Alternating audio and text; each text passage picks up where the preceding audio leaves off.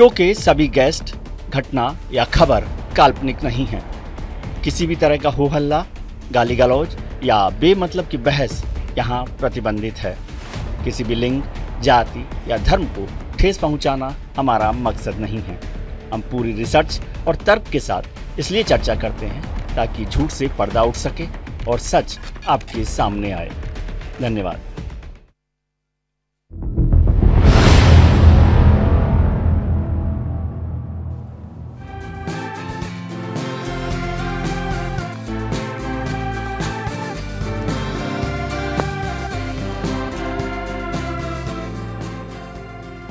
दुष्यंत कुमार ने लिखा है कि खास सड़कें बंद हैं तब से मरम्मत के लिए।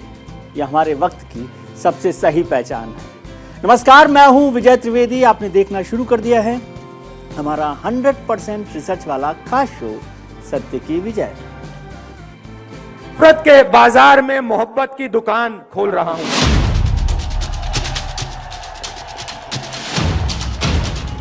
आपका बाजार नफरत का, मेरी दुकान मोहब्बत की।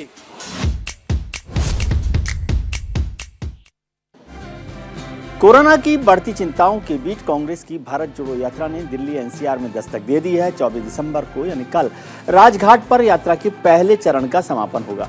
इसके बाद 3 जनवरी से ये यात्रा दोबारा शुरू होगी। इस यात्रा में कांग्रेस अब अन्य राजनीतिक दलों को भी शामिल करना चाहती है। दरअसल पार्टी चाहती है कि राजधानी दिल्ली में कल से प्रवेश कर रही भारत जोड़ो यात्रा को यहां और बड़ा रूप दिया जाए। इसमें न केवल पार्टी के नेता, कार्यकर्ता, समर्थक बल्कि दूसरे दलों के नेताओं और उनके कार्यकर्ताओं को भी शामिल किया जाए।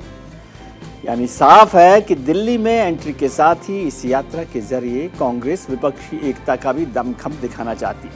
ऐसे में सवाल उठना लाजमी है कि 24 को भारत जोड़ो यात्रा दिल्ली पहुंचेगी। क्या कांग्रेस 2024 में भी दिल्ली पहुंच पाएगी? इस पर हम चर्चा करेंगे, लेकिन सबसे पहले कांग्रेस का दिल्ली प्लान देख लेते हैं।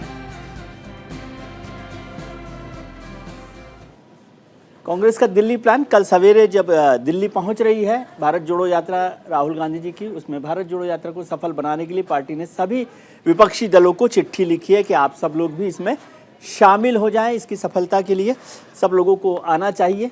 ये पहली बार हुआ है, इतने समय से चल रही है यात्रा।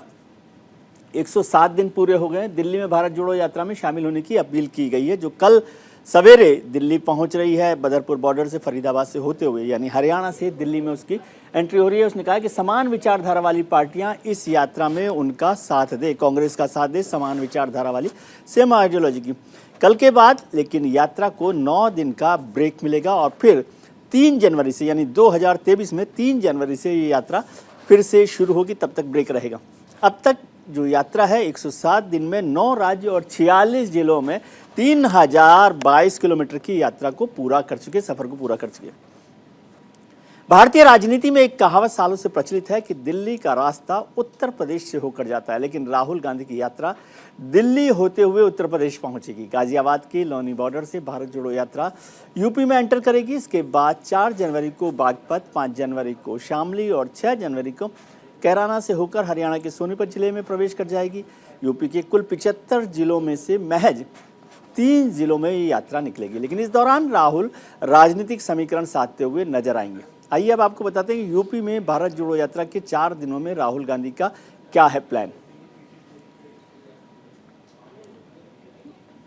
यूपी में जो भारत जोड़ो यात्रा का प्लान है उसको देख लेते हैं। 3 जनवरी, अभी जब ब्रेक हो जाएगा कल के बाद, 3 जनवरी को दिल्ली से ये यात्रा यूपी में प्रवेश करेगी लोनी बॉर्डर से, और 4 दिनों में 3 जिलों में 110 किलोमीटर की पदयात्रा करेंगे राहुल गांधी। राहुल के साथ कांग्रेस महासचिव प्रियंका गांधी भी इस पदयात्रा में मौजूद रहेंगी, क्योंकि वो कांग्रेस के महासचिव भी हैं और उत्तर प्रदेश पर खास उनका फोकस है। अखिलेश, मायावती, राजभर सहित तमाम विपक्षी दलों को इस यात्रा में शामिल होने का न्योता दिया गया। जो उत्तर प्रदेश के नेता हैं उसमें कुशवाहा, कुर्मी, चौहान सहित अति पिछड़ी जातियों के नेताओं को भी न्योता दिया गया, इन्वाइट किया गया, ताकि वो लोग उसमें शामिल हों। आपको पता है कारीगर, बुनकर, मजदूर और कालीन कारोबारी भी इस यात्रा में राहुल गांधी के साथ होंगे। उत्तर प्रदेश बहुत महत्वपूर्ण है, हालांकि वो 3 जिलों में ये यात्रा कर रहे हैं। यात्रा के बहाने राजनीतिक और सामाजिक समीकरण साधने का प्लान कांग्रेस ने बनाया है। कन्याकुमारी से 107 दिन पहले शुरू होने वाली भारत जोड़ो यात्रा आज दिल्ली की सीमा पर खड़ी हो जाएगी। राहुल गांधी का नेतृत्व और भारत जोड़ने का संकल्प लिए हुए शुरू हुई ये यात्रा कितना बड़ा संदेश लोगों तक पहुंचा पाई है, ये तो बड़ा सवाल है। शायद इसका उत्तर खुद कांग्रेस खोज रही हो, लेकिन इस यात्रा का सफर जरूर राहुल गांधी और उनके समर्थकों के लिए एक नया अनुभव रहा। ऐसे में जान लीजिए इसके अब तक के सफर के बारे में। भारत जोड़ो यात्रा का जो अब तक का सफर है, उसकी टैगलाइन थी मिले कदम जुड़े वतन। नाम ही उसका भारत जोड़ो यात्रा है और उसकी टैगलाइन है मिले कदम जुड़े वतन। 7 सितंबर को ये कन्याकुमारी से यात्रा शुरू हुई थी। अब तक 107 दिन चल चुकी है ये यात्रा कन्याकुमारी से शुरू होकर, और 3000 से ज़्यादा किलोमीटर लंबी यात्रा पूरी हो चुकी है। अब तक 107 दिनों की यात्रा पूरी हुई है। जैसा हमने आपको बताया, इसका जिक्र किया, 107 दिन हो गए हैं और अब तक कुल मिलाकर 3022 किलोमीटर का सफ़र पूरा कर लिया है। इस यात्रा में राहुल गांधी ने 9 राज्यों से होकर गुजर चुकी है ये यात्रा। इसमें 9 राज्य अभी तक चल चुके हैं। कन्याकुमारी से शुरू हुई थी। 24 दिसंबर को राजधानी दिल्ली में ये यात्रा प्रवेश करेगी। जब भारत जोड़ो यात्रा का आइडिया लेकर राहुल गांधी आए तो बड़े सवाल उठे थे कि कैसे वो लगातार इस यात्रा में शामिल हो पाएंगे, चलेंगे कि नहीं चलेंगे, वो कैसे इतना चल पाएंगे। वहीं राहुल के चाहने वालों और आलोचकों दोनों को अंदर खाने ये कहना था कि राहुल सीधे सीधे 2024 के लिए पिच तैयार कर रहे हैं। लेकिन बड़ा सवाल आज भी यही है कि आखिर राहुल उतने एक्टिव हो पाए जितने नरेंद्र मोदी हैं। तो जानिए इन आंकड़ों के साथ राहुल और मोदी का फर्क। मोदी बनाम राहुल, ये देख लीजिए। नरेंद्र मोदी 8.5 साल के कार्यकाल में उन्होंने एक भी दिन की छुट्टी नहीं ली है। भारत जोड़ो यात्रा में राहुल गांधी 107 दिन तक चले गए हैं, लेकिन अभी 9 दिन तक ये यात्रा का ऑफ उन्होंने लिया है। 3 जनवरी तक ये यात्रा 25 दिसंबर से बंद रहेगी, उसमें वो आराम करेंगे राहुल गांधी, ऐसा बताया गया है। 3 जनवरी को फिर से शुरू होगी। जबकि मोदी ने 21 साल के राजनीतिक जीवन में मुश्किल से कोई आराम किया है। हाल के गुजरात चुनाव में उन्होंने 32 रैलियां और 4 रोड शो भी किए थे। राहुल ने गुजरात में बहुत कम सभाएं वहां पर की थी, पूरी तरह से एक्टिव वहां पर नहीं रहे थे। हिमाचल में भी प्रधानमंत्री ने 1 दर्जन से ज़्यादा सभा की जब हिमाचल के विधानसभा चुनाव थे गुजरात के साथ, लेकिन राहुल ने वहां पर चुनाव प्रचार नहीं किया था, वो हिमाचल नहीं गए थे। एक और बड़ी बात, 2 लोकसभा चुनाव और 2 दर्जन राज्यों में विधानसभा चुनाव जीते गए हैं मोदी की लीडरशिप में, भारतीय जनता पार्टी ने। क्योंकि पिछले 8 साल में 2 लोकसभा चुनाव और 40 विधानसभा चुनाव कांग्रेस ने हारे हैं। गुरुवार को हरियाणा में भारत जोड़ो यात्रा को संबोधित करते हुए राहुल गांधी ने क्या कहा, वो सुन लेते हैं, उसके बाद शुरू करेंगे चर्चा। 3000 किलोमीटर हो गए, 3000, और मैं अकेला नहीं चला हूं, हजारों लोग चले। हमारे साथ एक 90 साल का व्यक्ति चल रहा है, 90 साल का, सबसे सामने चलता है, किसी से नहीं डरता। वो है हिंदुस्तान। तो इस यात्रा ने दिखाया है कि ये देश किसी से नहीं डरता है, अपने भविष्य से नहीं डरता। और एक दिन, जिस दिन ये खड़ा हो गया एक साथ, जिस दिन ये देश एक साथ खड़ा हो गया, उस दिन ये पूरी की पूरी नफरत, हिंसा सब खत्म हो जाएगी। और ये भी मत सोचो कि ये दिन बहुत दूर है, ये दिन दूर नहीं है, ये दिन आने वाला है। मतलब अब देखिए, अब यात्रा को रोकने के लिए बहाने बन रहे हैं। अब मास्क पहनो, यात्रा बंद करो, कोविड फैल रहा है, सब बहाने हैं। हिंदुस्तान की शक्ति से, हिंदुस्तान की सच्चाई से ये लोग डर गए हैं।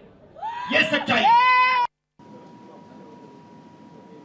कांग्रेस की भारत जोड़ो यात्रा ने अपने 107 दिन पूरे कर लिए हैं। अब यह यात्रा कांग्रेस के लिए तो मायने रखती है, साथ ही साथ राहुल गांधी के सियासी सफर को भी नए आयाम देने का काम करती है। इस 107 दिन की कमाई ने कांग्रेस कैडर में उत्साह का एक अभूतपूर्व संचार पैदा किया, ऐसा कहा जा रहा है। अब इस यात्रा में राहुल के नाम आंकड़ों का एक ऐसा रिकॉर्ड है जिसने राहुल गांधी को 2024 की चुनौती के लिए ठोस आधार दे दिया। ऐसे में सवाल उठता है कि क्या भारत जोड़ो यात्रा से 2024 का रास्ता निकलेगा कांग्रेस के लिए? क्या यात्रा से राहुल मोदी के लिए खतरा बन पाएंगे? और क्या यात्रा के जरिए विपक्ष को जोड़ पाएगी कांग्रेस? आज इन सब मुद्दों पर चर्चा करेंगे। हमारे साथ जुड़ रहे हैं बेहद खास मेहमान वरिष्ठ पत्रकार और राजनीतिक सामाजिक विश्लेषक राहुल देव साहब, भारतीय जनता पार्टी के प्रवक्ता सुदेश वर्मा साहब हमारे साथ जुड़ रहे हैं और कांग्रेस के नेता आचार्य प्रमोद कृष्णम हमारे साथ जुड़ेंगे। राहुल जी, सबसे पहले आपसे समझना चाहता हूं, यात्राएं आपने बहुत देखी हैं, यात्राओं का कोई ना कोई मैसेज होता है। इस यात्रा का मैसेज राहुल गांधी जी लेकर चले हैं, भारत जोड़ो। उन्होंने कहा मिले कदम जुड़े वतन।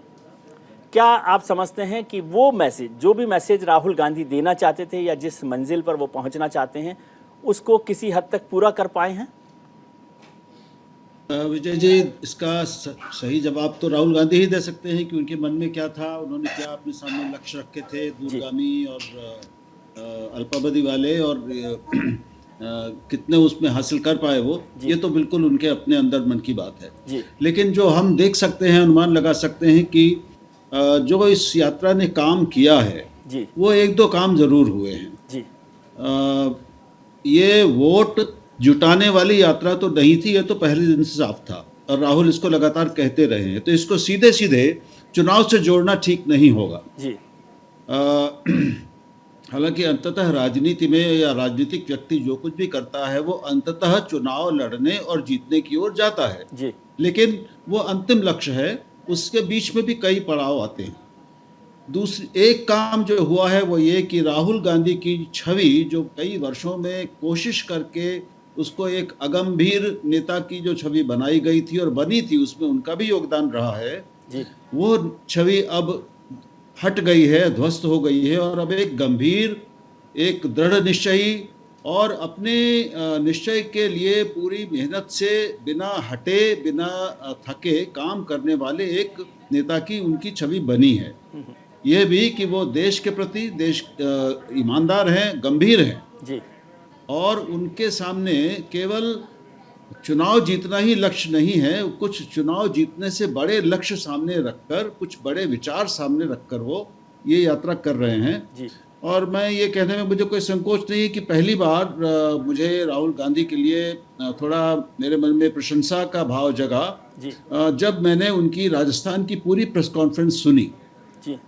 और मुझे लगता है कि सबको वो सुननी चाहिए। उसमें एक राजनीतिक राहुल गांधी नहीं बोल रहा है, एक चिंतक और देश के लिए चिंतित लेकिन हृदय से बात करने वाला, हृदयों को जोड़ने वाला और कुछ बड़े विचारों को सामने रखकर सोचने काम करने वाला राहुल गांधी एक व्यक्ति बोल रहा है। मुझे ये अच्छा लगा देखकर जी। अब चुनाव का संबंध कितना है, उनके अपने आंतरिक लक्ष्य क्या थे, पार्टी के लक्ष्य क्या थे, वो कहाँ इस यात्रा के माध्यम से पहुंचना चाहते थे, ये बातें तो पार्टी के लोग कह सकते हैं लेकिन ये तो हम मान सकते हैं कि राजनीति में है, राजनीतिक व्यक्ति इतनी बड़ी यात्रा कर रहे हैं, पहली बार इस तरह का कुछ हुआ है, तो उसके राजनीतिक लक्ष्य भी निश्चय ही हैं। कांग्रेस को पुनर्जीवित करना, कांग्रेस में नई ऊर्जा का, नए रक्त का संचार करना, ये चीजें भी होंगी और कांग्रेस को एक बार फिर से देश में लोगों के ध्यान में, लोगों की धुरी पर, कांग्रेस राजनीति की धुरी पर लाने की कोशिश भी इसके पीछे हो सकती है जी। भले ही मीडिया ने, बड़े मीडिया ने इसको उतना कवरेज नहीं दी लेकिन उसके बावजूद इस यात्रा की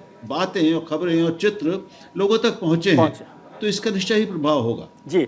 सुदेश वर्मा जी, आचार्य प्रमोद कृष्णम भी जुड़ गए हैं लेकिन मैं पहले आपके पास आना चाहता हूं क्योंकि राहुल देव जी ने एक बात की कि राहुल गांधी की जो इमेज भारतीय जनता पार्टी ने बनाने की कोशिश की थी गंभीर नेता की, वो टूट गई है और वो एक गंभीर राजनीतिक चिंतक के तौर पर और देश की चिंता करने वाले नेता के तौर पर उभर कर आए हैं। राजनीति की चर्चा फिर बाद में कर लेंगे, इस पर बात करते हैं पहले। अच्छी बात है। देखिए, अगर ऐसे आप ट्रांसफॉर्मेशन हो चुका है जी, क्योंकि ट्रांसफॉर्मेशन एक यात्रा से अगर किसी व्यक्ति का हो जाए तो इससे अच्छी बात क्या होती है जी। देश के लिए सभी को सीखना चाहिए कि जिसको भी ऐसा बोला जाता है पप्पू या मंदबुद्धि या कम बुद्धि, वो व्यक्ति यात्रा करे, बुद्धिमान हो जाएगा, बहुत अच्छी बात है जी।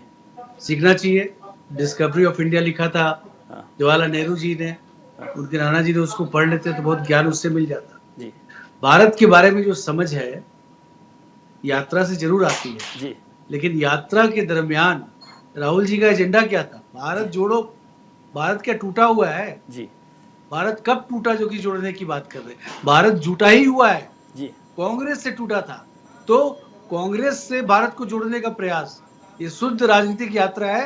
कोई इसमें, मैं राहुल जी से बिल्कुल एग्री नहीं करता हूँ कि वो राजनीतिक व्यक्ति है, राजनीतिक पार्टी है और कांग्रेस से लोगों को जोड़ने का प्रयास, वो भी ऐसे लोगों को जो कांग्रेस से ऑलरेडी जुड़े हुए हैं, कोई नया लोगों को नहीं जोड़ रहे। जो भी यात्रा में शामिल भी हुए विजय जी, तो आपने देखा हो वही लोग हैं जो कांग्रेस जो इकोसिस्टम है उसका पार्ट रहे हैं, चाहे वो मेधा पाटकर हो, चाहे वो पूजा भट्ट हो, चाहे वो कोई भी हो, ऐसे लोग हमेशा साथ रहे हैं। तो ये मुझे लगता है कि बहुत हमने, और दूसरी बात आपने जो एक एलिगेशन बताया वो गलत है। बीजेपी क्यों पेंट करेगी राहुल गांधी को इमेच्योर? राहुल गांधी इमेच्योर आप हैं या नहीं है ये आपके स्टेटमेंट से पता लगता है, लोग जज करते हैं। हम जब विपक्ष में थे तो उनको जज करते थे, जब रूलिंग पार्टी में आए फिर भी वो सीरियसनेस नहीं दिखा। गवर्नमेंट को एजेंडा में फैक्ट्स में रोकने की जगह अपना ही एक एजेंडा शुरू कर देते हैं। डोकलाम क्राइसिस होता है, चाइना में जाके चाइना के मंत्री से मिल लेते हैं, चाइना के आप एम्बेसडर से मिल लेते हैं दिल्ली में। बताइए, चाइना के साथ जब इतना रस्साकसी हो रही है भारत के साथ, और कोई भी व्यक्ति आज चाइना के साथ आइडेंटिफाई नहीं होना चाहता, अब सपोर्ट की तो बात छोड़ दीजिए, वहां आप चाइना की बात करने लगते हैं। हमारे मिलिट्री के लोग वहां पिटाई करके भगा रहे हैं वहां पर और तवांग में, और आप बोल रहे हैं कि हमारी सेना पिट गई। अरे ये अगर सोच है, ये परिपक्वता है विजय जी, तो मुबारक हो ये मैच्योरिटी इनको। ठीक है, आचार्य प्रमोद कृष्णम साहब हमारे साथ जुड़े हुए हैं। आचार्य जी, आप कांग्रेस से जुड़े हुए हैं, कांग्रेस को देखते हैं, राहुल गांधी को और पूरे नेतृत्व को आप लंबे समय से देख रहे हैं। जो राहुल जी ने कहा और सुदेश जी ने कहा, इसके बीच में कोई आप रास्ता देख रहे हैं या बिल्कुल अलग रास्ते पर आप चल रहे हैं?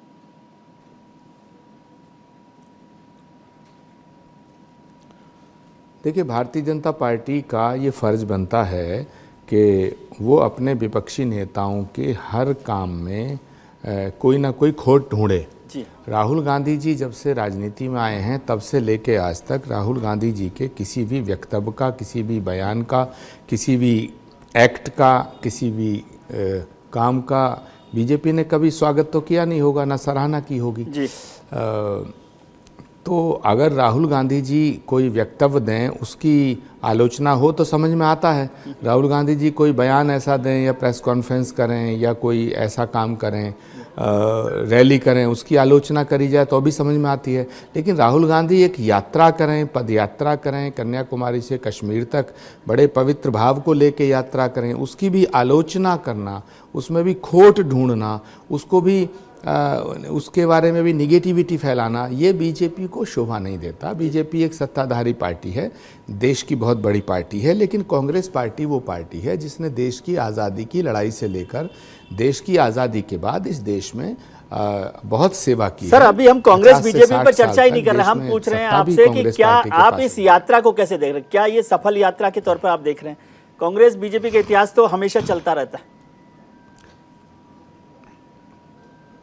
देखिए विजय त्रिवेदी जी, राजनीति के दो पहलू हैं। एक पहलू है इलेक्टोरल पॉलिटिक्स का, यानी कि चुनावी राजनीति का। एक पहलू है सामाजिक समरसता का। तो सामाजिक समरसता के ताने बाने को जोड़ने के लिए ये यात्रा है, जिसे भारत जोड़ो यात्रा का नाम दिया गया, क्योंकि देश के अंदर ऐसे हालात पैदा हो रहे थे, ऐसा राहुल गांधी जी ने महसूस किया और उन्होंने कहा कि मैं पूरे भारत में एक यात्रा करूंगा और पदयात्रा के माध्यम से लोगों से मिलूंगा, लोगों की तकलीफ़ों से रूबरू होऊंगा और लोगों को अपने प्रेम का संदेश दूंगा।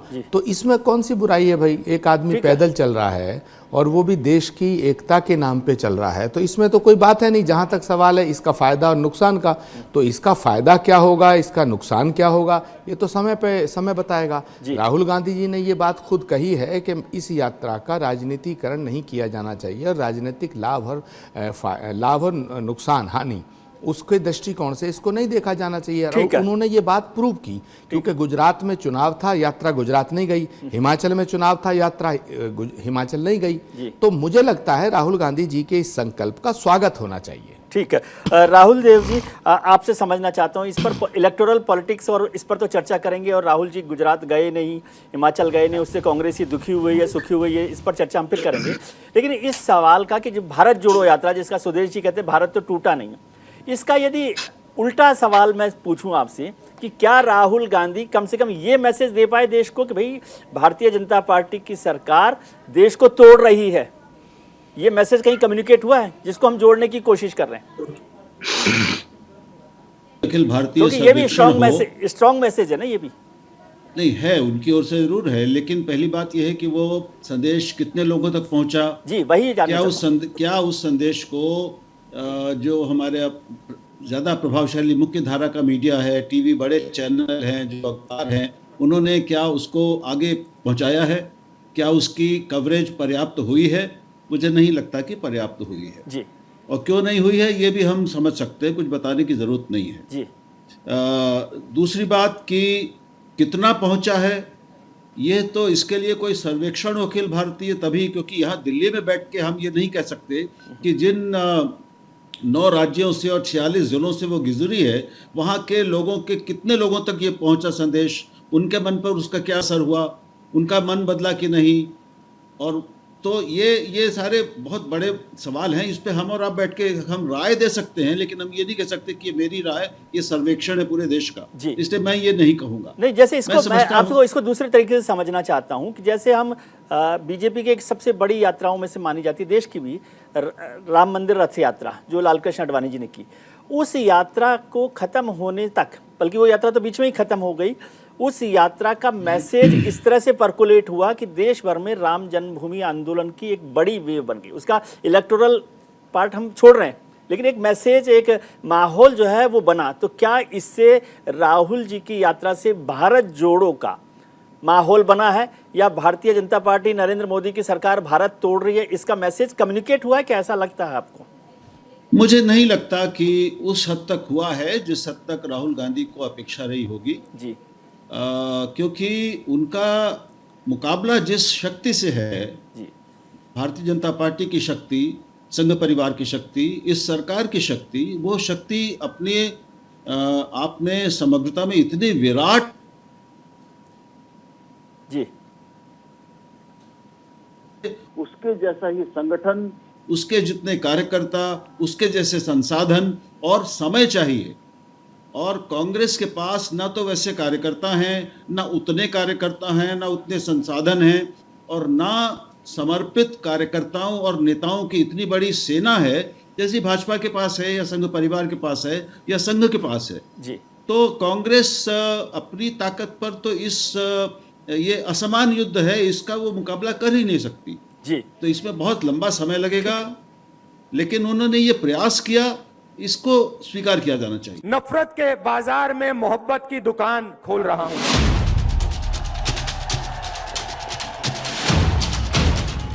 आपका बाजार नफरत का, मेरी दुकान मोहब्बत की। असमंजस के इस निर्णय की वजह से भारतीय जनता पार्टी कांग्रेस के निशाने पर आ गई। क्या है पूरा मामला, ये भी आपको समझा देते एक बार छोटा सा, कि भारत जोड़ो यात्रा के खिलाफ कांग्रेस के लिए जो धरना दिया जा रहा है, जन आक्रोश रैली भारतीय जनता पार्टी निकाल रही है, उस पर यू टर्न लिया भारतीय जनता पार्टी ने। पहले बात हुई, कोविड का हवाला दिया गया, जब भारत जोड़ो यात्रा के लिए चिट्ठी लिखी थी हेल्थ मिनिस्टर ने, तो उसके बाद उसको स्थगित करने की बात की अरुण सिंह जी ने, और फिर सतीश पुनिया जो भारतीय जनता पार्टी के अध्यक्ष हैं राजस्थान में, उन्होंने इस यात्रा को जारी रखने की बात की। 1 दिसंबर को जेपी नड्डा ने शुरू की थी ये जन आक्रोश यात्रा। अब भारतीय जनता पार्टी के यू टर्न पर कांग्रेस ने निशाना साधा है। बीजेपी ने कांग्रेस की भारत जोड़ो यात्रा पर सवाल उठाए थे। सुदेश वर्मा साहब, क्या कंफ्यूजन है? जन आक्रोश यात्रा को कोरोना की वजह से पहले पोस्टपोन करना, फिर वापस चालू करना, कम्युनिकेशन गैप है, या था कि भाई पहले भारत जोड़ो यात्रा पर प्रेशर बनाया जाए इसलिए हमने अपनी स्थगित कर दी, फिर हुआ कि नहीं इससे नुकसान हो जाएगा तो उसको वापस चालू कर दी? देखिए, हमें भी पूरे मामले को एसेस करके आपको एक रिएक्शन दे सकते हैं, लेकिन जो फर्स्ट जो आपको मेरा रिएक्शन ये है कि अगर ये यात्रा होती भी है, जो आपने कहा कि पुनिया जी ने डिसाइड किया है, ऐसा होता नहीं है कि केंद्रीय नेतृत्व जब बोले तो वहाँ का नेतृत्व कुछ और बोलता है। ऐसा हुआ है तो इंडिकेशन होगा, और ये मान के चलिए कि यात्रा से परसे से कोई परहेज नहीं है जी। परहेज इससे है कि चूंकि कोविड दोबारा अपने उस प्रकोप में ना आ जाए, हम लोग कोरोना प्रोटोकॉल का पालन करें जी। इतनी सी बात है। उस प्रोटोकॉल को पालन करके यात्रा निकाला जा सकता है। भले भी आपने देखा कि हमने बहुत बड़े बड़े रैलियां भी की, तो उस प्रोटोकॉल को फॉलो करके किया, डिजिटल रैलीज भी किया। सर, रैली में क्या प्रोटोकॉल फॉलो होता है? रैली में क्या प्रोटोकॉल फॉलो करते हैं आप? और यही प्रॉब्लम है, भारत जोड़ो यात्रा से किसी को परेशानी नहीं है, तो यात्रा बोला गया जी कि ऐसा मत करो जी, ये प्रोटोकॉल को फॉलो कर लो। कोई जोड़ो यात्रा से आपको ऐसा क्या भयभीत हो जाएगा, कोई ऐसा पॉलिटिकल कलर देना। हाँ। और जहां तक बात हो रही थी मैच्योरिटी की, देखिए अभी आपने एक स्टेटमेंट दिखाया अपने टीवी स्क्रीन पर, राहुल जी क्या बोल रहे हैं कि हमारी दुकान ये है, उनको हमारी दुकान ये है। अरे दुकान चला रहे हैं क्या आप लोग? ये कौन सा भाषा है? एक राजनीतिक नेता जो भारत का प्रधानमंत्री बनने का सपना देखता है, उसको अपने भाषा की मर्यादा को समझना चाहिए। आप किसको एड्रेस कर रहे हैं, एक सीरियसनेस होना चाहिए। वो सीरियसनेस नहीं दिखा जो आपके पहले चरण में आपने कोशिश किया था। उनका कहना है कि आप जो उनका कहना था कि जो आप नफरत फैला रहे हैं उसके खिलाफ वो मोहब्बत फैला रहे हैं। नहीं, नफरत फैला रहे हैं तो उनका मानना है ना, हम तो नहीं मानते ना। हाँ। नफरत फैलाते तो इतना बड़ा मैंडेट मिलता, मतलब सारे लोगों को जिसने मोदी जी को वोट दिया आप उसके खिलाफ बोल रहे हैं जी। अरे ये बोलिए कि आप भी अपना प्रयास कर रहे हैं लोगों को तोड़कर अपने में जोड़ने का। कोशिश करिए, कोशिश करना चाहिए, लेकिन एक राजनीतिक परिपक्वता से आना चाहिए। एक आइडियोलॉजिकल वार छेड़िए ना हमारे खिलाफ जी। अगर आपको लगता है कि हम ऐसी पार्टी तो हमारे खिलाफ एक आइडियोलॉजिकल वार छेड़िए जी, और उसके बाद उस आइडियोलॉजी पर लोगों को लाइए ना।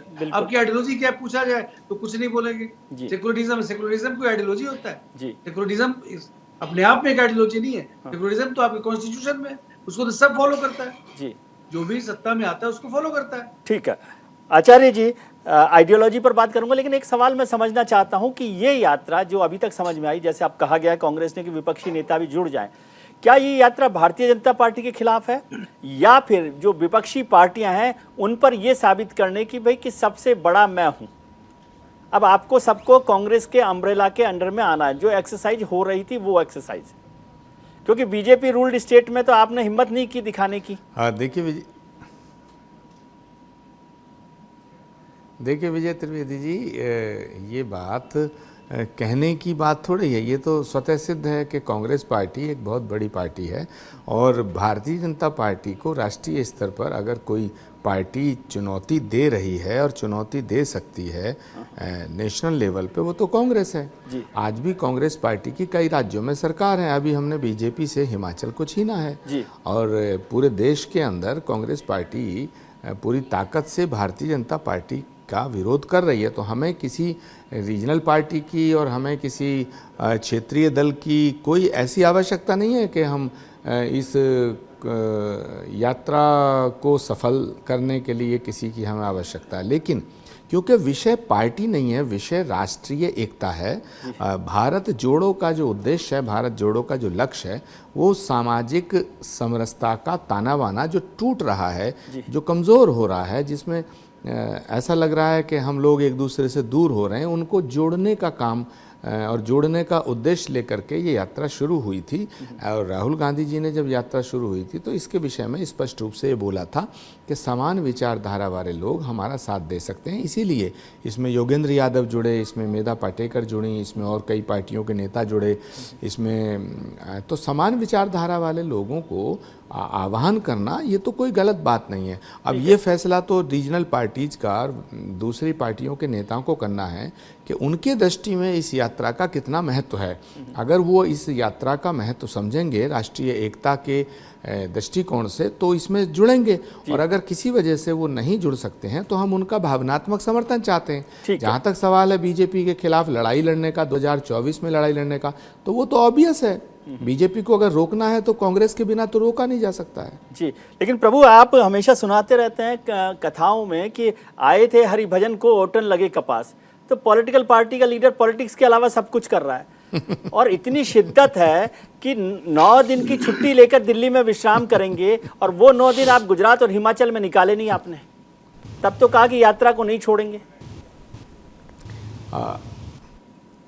आता हूं सुरेश जी। ऐसा होता है कि सिद्ध को साधक पुजवाया करते हैं जी। राहुल गांधी जी ने एक संकल्प लिया कि मैं पदयात्रा करूंगा, वो उस पर खरे उतर रहे हैं। दूसरी बात है, उस पदयात्रा का राजनीतिक फायदा कितना हो सकता था और कितना लेना था, ये उनके साथ के जो लोग हैं या उनकी जो पार्टी है कांग्रेस पार्टी के नीति निर्धारकों को तय करना था। जो नीति निर्धारक हैं कि इस यात्रा का जन जन तक मैसेज जाए। अब सवाल है कि कांग्रेस पार्टी में सब कुछ राहुल गांधी कैसे करें, या सब कुछ एक आदमी तो नहीं कर सकता है। बीजेपी के पास बहुत बड़ा संगठन है, बीजेपी के पास एक बहुत बड़ा थिंक टैंक है, वैचारिक, मुझे लगता है आपने नहीं समझाइश कुछ दी है, वैचारिक डिस्कशन होता है।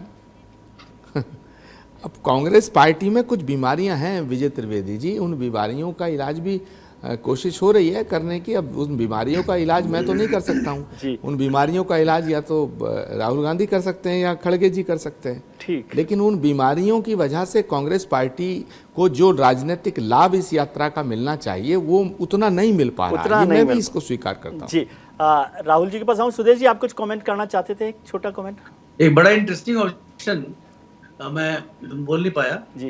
देखिए, राहुल गांधी जी यात्रा तो कर रहे हैं जी, लेकिन आप देखिए हमारे नेता भी जाते हैं, जगह जगह रैली करते हैं, तो वहाँ के लोकल फ्लेवर के बारे में हमेशा बात करते हैं, आपने देखा होगा जी, रैलियों में भी वहाँ की संस्कृति के बारे में बात करते हैं। जी, जी। और उससे लोगों का एक गौरवान्वित होना स्वाभाविक है। हाँ। लेकिन राहुल गांधी जी जहाँ भी गए, इनका एक ही एजेंडा था, मोदी को गाली दो, आरएसएस को गाली दो। अरे इससे अच्छा दिल्ली में बैठ के सीरियलाइज प्रेस कॉन्फ्रेंस कर लेते जी, लेकिन उतना कवरेज नहीं मिलता। रोज आप गाली दीजिए एक ही समय पर, 4 बजे प्रेस कॉन्फ्रेंस की होती है, राहुल गांधी आके तो यात्रा कर करके गाली दे रहे, जगह जगह जाके गाली दे रहे। हमने तो यही देखा, आप पूरा देख लीजिए इनका जितना भी प्रेस कॉन्फ्रेंस हुआ है या स्टेटमेंट आया है, यही हुआ है। जी राहुल जी, सर आपसे समझना चाहता हूँ, आचार्य जी ने कहा कि कुछ बीमारियां हैं जो ठीक करने की जरूरत है कांग्रेस में, और वो भी मानते हैं कि भारत जोड़ो का जो मतलब मिलना चाहिए था रिजल्ट या जो फायदा होना चाहिए था वो नहीं हो पाया है। देखिए, बीमारियां तो बहुत दिनों से बहुत साफ हैं, अब उस पर लोगों की अलग अलग राय हो सकती है, डायग्नोसिस अलग अलग हो सकती है, लेकिन जो मुझे लगता है उसमें सबसे बड़ी समस्या तो लंबे समय से वहाँ पे नेतृत्व की है। पहली समस्या कि नेतृत्व में कई वर्षों से एक स्पष्ट नेतृत्व का और लाइन का अभाव है। एक ऐसा नेतृत्व जिसको सब स्वीकार करते हो, जो नीचे से मतलब कार्यकर्ता भी जिसमें शामिल हो और नेता भी उसको स्वीकार करते हो, जो प्रभावी हो। केवल नेता बन जाना, अध्यक्ष बन जाना ये काफी नहीं होता। राजनीतिक पार्टी में उस पार्टी को आप जिता सकते हैं कि नहीं चुनाव में, ये भी देखा जाता है। तो नेतृत्व की स्पष्टता का अभाव, कौन नेता है इस बात पर असमंजस और दुविधा और अनिश्चय, और उसके अलावा लगातार आपने जैसा खुद ही दिखाया कि कितने राज्यों में चुनाव हारे, 40 राज्यों में चुनाव हारे, इतने साल हो गए, तो इससे कार्यकर्ताओं का मनोबल टूटा। मतदाताओं को ये लगा कि भाई इस पार्टी के पास तो कोई कुछ बचा ही नहीं है, ये चुनाव जीत नहीं सकती, ये कोई विकल्प बना नहीं सकती, इसलिए इसमें बने रहने से, इसको वोट देने से क्या फायदा, तो वो दूसरी जगह चले गए। जो कांग्रेस पार्टी का सामाजिक आधार था, जिसके आधार पर उसको राजनीतिक सफलता मिलती थी, जो एक वो सामाजिक गठबंधन बनाता था, वो गठबंधन टूट चुका है। उसको अलग अलग राजनीतिक दल, क्षेत्रीय दल, जाति आधारित दल वो लेके चले गए हैं। तो अब कांग्रेस के सामने चुनौती एक ये है कि वो एक विचारधारा भी ऐसी कौन सी लाए जो इन सबको वापस जोड़ सके, जो प्रभावी भी हो, जो चुनाव भी जिताए, जो इतनी आकर्षक भी हो कि वो नए युवा मतदाताओं को भी प्रभावित करे, उनको आकर्षित करे। तो ये बहुत सारी मिली जुली समस्याएं हैं, जो रोग हैं, जो उसको घेरे हुए हैं। जी आचार्य जी, सुदेश जी मैं आपके पास आऊँ, लेकिन आचार्य जी को निकलना है, उनकी व्यस्तता, इसलिए एक सवाल मैं उनसे लेना चाहता हूँ। आचार्य जी, आप क्या होता है कि सबसे पहले वैद्य रोग को पहचानता है, आपने रोग पहचान लिया कि कांग्रेस की बीमारी क्या है, तो आप प्रभु बहुत विद्वत हैं, कुछ इलाज भी बताते जाइए। हाँ, नहीं विजय त्रिवेदी, मैंने रोग वोग को नहीं पहचाना है।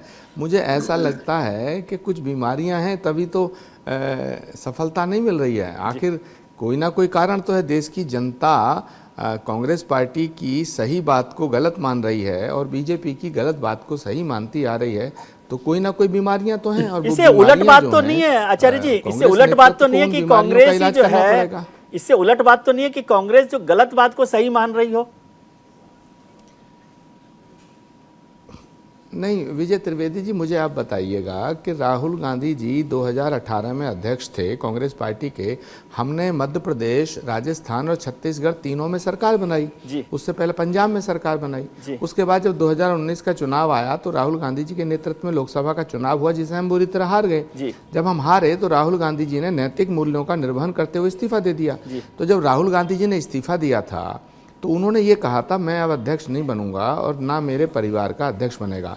तो कांग्रेस पार्टी के नेताओं को उनकी उस भावना का और उनके उस संकल्प का स्वागत और करना चाहिए था और सराहना करनी चाहिए थी। वो नहीं किया। कांग्रेस पार्टी के नेतृत्व की बात को मानने की बजाय उन्होंने क्या मैसेज देना शुरू कर दिया, राहुल गांधी नाराज हैं, राहुल गांधी जी रूठ गए, राहुल गांधी जी को हम मना लेंगे, राहुल गांधी जी ने इस्तीफा नहीं दिया है। तो जिन लोगों ने ये कहा राहुल गांधी जी ने इस्तीफा नहीं दिया है, जिन लोगों ने कहा राहुल गांधी जी ही अध्यक्ष बनेंगे, जबकि राहुल गांधी जी ने जो कहा उस पर टिके, तो राहुल गांधी जैसा व्यक्ति जो कहता है उस पर वो ही करता है और टिकता है, तो ऐसे नेता का तो सम्मान होना चाहिए। ठीक है आचार्य जी, एक छोटा सा सवाल समझना चाहता हूँ।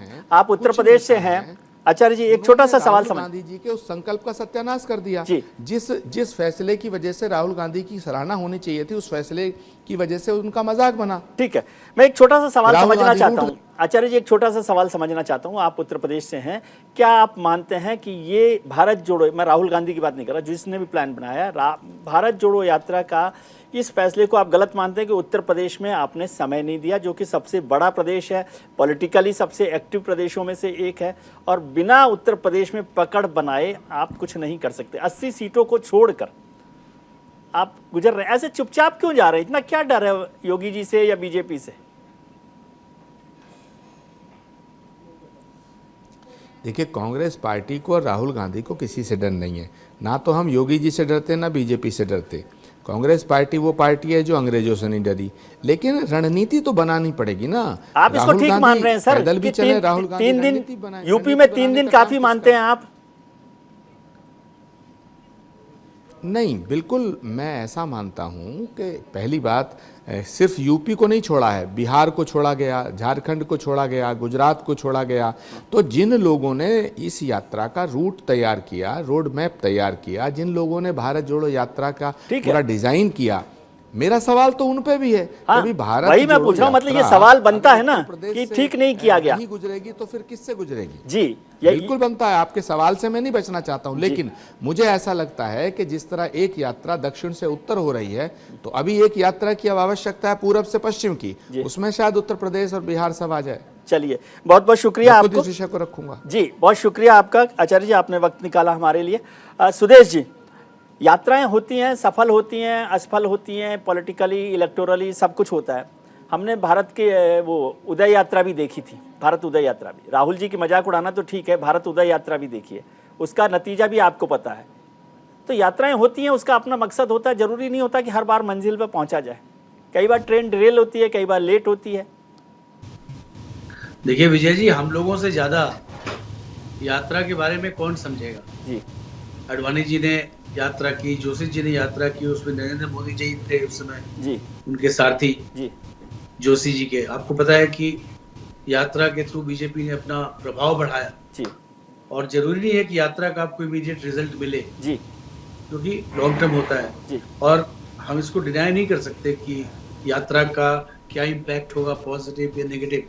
लेकिन इतना जरूर है कि जो बात कही थी राहुल देव जी ने जी, कि देखिए बीजेपी एक बहुत बड़ा ऑर्गेनाइजेशन है जी, आप आज की राजनीति को हवाबाजी से नहीं चला सकते जी, कोई वेव ला के आप कुछ कर लीजिए, ऐसा नहीं होगा। आपको एक बहुत स्ट्रॉन्ग ऑर्गेनाइजेशन की जरूरत पड़ेगी।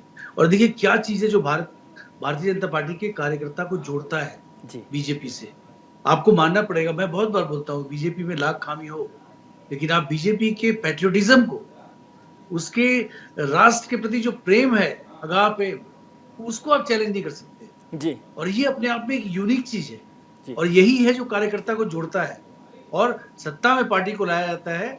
जो हमारी आइडियोलॉजी है, जिसके बारे में हम बात करते रहे हैं, जिसके बारे में लोग मोबिलाइज हुए हैं, उसको हम पूरा करें। और आपने देखा कितने नैतिक बल के साथ, साहस के साथ उस एजेंडा को पूरा किया जा रहा है। जी राहुल जी, मैं बोला ऑर्गेनाइजेशन खड़ा किस पे करेंगे? आपके लोग देके ऑर्गेनाइजेशन खड़ा करेंगे? क्या आप पैसा ले लेना, 500 रुपए रोज ले लेना, ऐसे ऑर्गेनाइजेशन खड़ा होता है क्या? कोई ऑर्गेनाइजेशन खड़ा नहीं हो सकता। जो पैसे की बात होती है ना, वही पैसा हो सके। ऑर्गेनाइजेशन बहुत इंपॉर्टेंट है। देखिए यही कारण है कि कभी भी कोई रैली की जरूरत पड़े तो बीजेपी का कार्यकर्ता हमेशा तैयार होता है अपने जो व्यापार को छोड़कर, अपने लीव लेके भी। जो स्टूडेंट्स हैं, कॉलेज स्टूडेंट्स हैं, जो काम कर रहे हैं, सभी आ जाते हैं कि नहीं हम यहाँ होना चाहते हैं, अपने आप को देखना चाहते हैं। ठीक है, क्या कांग्रेस ऐसा बल खड़ा कर पाएगी? ये है यात्रा कर लीजिए, आपको अच्छा लगा होगा, आपकी परिपक्वता आएगी कि नहीं वो अगर आज दिन में पता लग जाएगा। लेकिन जब भारत का प्रधानमंत्री बोलता है विजय जी कि भैया प्रोटोकॉल को फॉलो करो,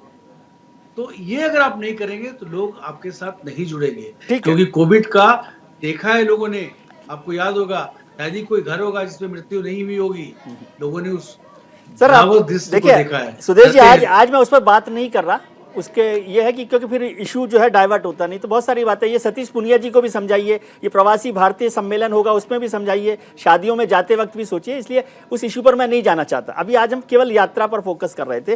राहुल जी, जो बात आपने कही, मीडिया को हम लोग गाली दे सकते हैं, उसमें कोई मुझे आपत्ति नहीं है, हम सब लोग उसके भागीदार हैं कि पार्टी जो भारत जोड़ो यात्रा उसको पूरी तरह से दिखाया जा रहा है या नहीं दिखाया जा रहा है। लेकिन 90s को याद कीजिए, सुदेश जी बात कर रहे हैं 90 की राम रथ यात्रा, उस वक्त भारतीय जनता पार्टी ने तो बहुत मजबूत संगठन था, न सरकार में था, कहीं भी नहीं था, लेकिन उसने अपनी ताकत अपने संगठन के दम पर उस यात्रा को चलाया। केवल मीडिया तो आप यदि कोई ताकतवर प्रदर्शन कर देंगे तो मीडिया को चलाना ही पड़ेगा। देखिए, एक तो उस समय जो मुद्दा था राम जन्मभूमि का जी, वो इतना असाधारण रूप से लोगों को पकड़ने वाला, छूने वाला मुद्दा है, आंदोलित करने वाला मुद्दा था और है कि उसका अभूतपूर्व प्रतिक्रिया और उसका प्रतिसाद मिला भारतीय जनता पार्टी। इसीलिए मैंने पूछा कि जो राहुल गांधी की यात्रा का मैसेज जो था वो ठीक था कि नहीं था। जो मैसेज है इस यात्रा का, जो मूल संदेश है, वो उतना सरल और उतना हृदय को छूने वाला, सबके दिल को छूने वाला नहीं है जितना राम जन्मभूमि का मुद्दा था जी। तो मुद्दों में अंतर है, मुद्दों की आकर्षण शक्ति में अंतर है। नहीं, लेकिन सर राष्ट्रवाद के जमाने में जब आज राष्ट्रवाद चल रहा है, सुदेश जी की पार्टी तो पूरी राष्ट्रवाद कर रही, तो राष्ट्रवाद में तो भारत जोड़ो तो सबसे मजबूत मुद्दा होना चाहिए ना।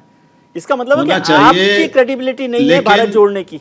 लेकिन देखिए, क्रेडिबिलिटी की भी बात है, जब मैंने पहले ही कहा कि पहले आपको अपना भारत जुड़ा हुआ है जी, ठीक है, भारत नहीं, अभी मैं इस पर टिप्पणी नहीं करूंगा क्योंकि जुड़ा हुआ तो है, लेकिन उसको तोड़ने की कोशिशें हो रही हैं। जी, ये मैं एक पत्रकार के रूप में देख पाता हूं, इसलिए अब उसको छोड़ देते हैं अभी। ठीक है। तो सवाल ये है कि जो मुद्दा है आपके पास, पहली बात कि वो राम जन्मभूमि मुद्दे के तुलना में राहुल गांधी का मुद्दा थोड़ा जटिल है, ज्यादा बौद्धिक मुद्दा है और वो उसमें वो आकर्षक शक्ति नहीं है जो राम जन्मभूमि में, जो क्योंकि राम तो हर हिंदू के हृदय में बैठे हुए हैं जी, तो उसको छूना वैसा कोई भी दूसरा मुद्दा हो नहीं सकता। दूसरी बात, जो भी आपका संदेश है, मुद्दा है, उसको लोगों तक पहुंचाने के लिए, जैसे मैंने पहले कहा, जो संगठन चाहिए, जो कार्यकर्ता चाहिए, जो संसाधन चाहिए, जो समय चाहिए और जो साधना और तपस्या चाहिए, वो भी, उसका भी अभाव है जी। नहीं सर, इसको मैं छोटा सा समझना चाहता हूँ उल्टे तौर से कि ये मैसेज था, कॉम्प्लिकेटेड है, वो सब ठीक है, लेकिन भारतीय जनता पार्टी या जो राहुल गांधी के विरोधी हैं वो ये बात कह सकते हैं ना कि भाई आपने भारत जोड़ो के लिए यात्रा की, अच्छा किया, मैसेज दिया, सब किया, लेकिन लोग नहीं जुड़े, इसका मतलब भारत तो जुड़ा हुआ ही था, भारत तोड़ने की कोशिश नहीं हो रही। ये भी तो हो सकता है, इसका जवाब भारतीय जनता पार्टी जब खत्म हो यात्रा उसके बाद दे सकती है। नहीं, अरे भाई, ये तो राजनीति है, एक पक्ष है, दूसरा विपक्ष है, तो दोनों एक दूसरे पे आरोप प्रत्यारोप और हमले करते रहेंगे, दूसरे को कम बताते रहेंगे, अपने को सही और ज्यादा बताते रहेंगे, ये तो चलने ही वाला है। तो जाहिर है कि भारतीय जनता पार्टी इस पर हमले करेगी, आज भी कर रही है और कांग्रेस उसका जवाब देगी। हमें उसमें पढ़ने की जरूरत नहीं है क्योंकि अपना कोई पक्ष नहीं है। नहीं, हमारा पक्ष नहीं है, लेकिन मैं समझना चाह रहा था आपसे इस बात को। लेकिन ये बात सही, पहली बात ये कि ये मैं पहले ही कह चुका हूं कि इस यात्रा के राजनीतिक लाभ के रूप में अगर आपको उस दृष्टि से देखना है तो फिर इसको 2029 की तैयारी मानना चाहिए। 2024 में इस यात्रा से कोई सीधा प्रत्यक्ष लाभ मुझे नहीं दिखाई देता। चलिए ठीक है, 2024, अब 2029 तो जब आएगा, अभी तो 2024 भी बहुत दूर है सर, देखते हैं कि क्या क्या होता है। लेकिन आपने वक्त निकाला, इसके लिए बहुत बहुत शुक्रिया। सुदेश वर्मा जी और आचार्य प्रमोद कृष्ण साहब का भी बहुत बहुत शुक्रिया। आज हमने शो की शुरुआत में आपसे एक सवाल पूछा था कि क्या भारत जोड़ो यात्रा से निकलेगा 2024 का रास्ता। इस पर 45% लोगों ने हाँ के पक्ष में अपना वोट दिया है, वहीं 55% लोग इसके पक्ष में नहीं है, यानी लोगों को थोड़ा लगता है कि शायद निकल सकता है, शायद नहीं निकल सकता। आपने राजनेताओं की बात सुनी, हमारे पैनलिस्ट की बात सुनी, अब छोटी सी बात मेरी भी, यानी विजय भी। राहुल गांधी ना तो बाबा आमटे हैं और ना ही महात्मा गांधी, ना वो हिंदुत्व की आवाज बनने वाले आडवाणी हैं और ना ही एनटीआर जैसे बहुआयामी कलाकार।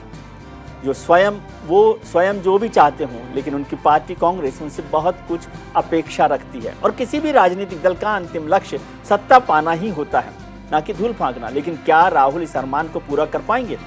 क्योंकि यात्रा का संदेश न तो राजनीतिक तौर पर कुछ बड़ा जा पा रहा है और ना ही इससे 2024 का एजेंडा सेट होता हुआ नजर आ रहा है।